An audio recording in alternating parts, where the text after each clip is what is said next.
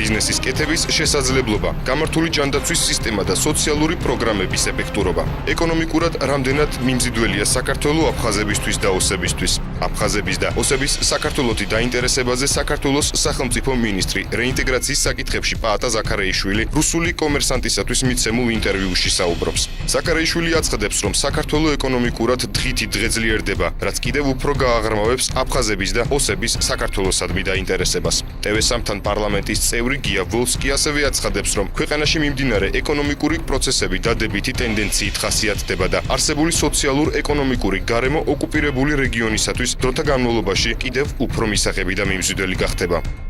წელიწადში ვფიქრობ, იქნება დრო, როდესაც ყველა მაჩვენებლით საქართველო გაცილებით უფრო მიმზიდველი იქნება, ვიდრე დღეს არის. საქართველო მიმზიდველი უნდა იყოს სოციალურად, ეკონომიკურად, სტაბილურობის თვალსაზრისით, უსაფრთხოების თვალსაზრისით და ამ მხრივ საკმაოდ წინა ვართ. თუმცა არის საკითხები, თქვა პენსიის საკითხი, რომელიც ხენვალის რეგიონში მაგალითად უფრო მაღალი აქვს, ვიდრე აქ.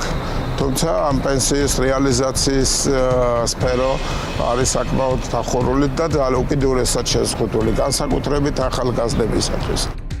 ამერიკის ხმისათვის მიცემულ ინტერვიუში ბიზინა ივანიშვილიც აცხადებს, რომ ახალმა ხელისუფლებამ სამართლებრივი, დემოკრატიული და ფინანსურად ძლიერი სახელმწიფო უნდა შექმნას, რაც ქართველების, ოსების და აფხაზების თანაცხოვრების საწინდარი გახდება.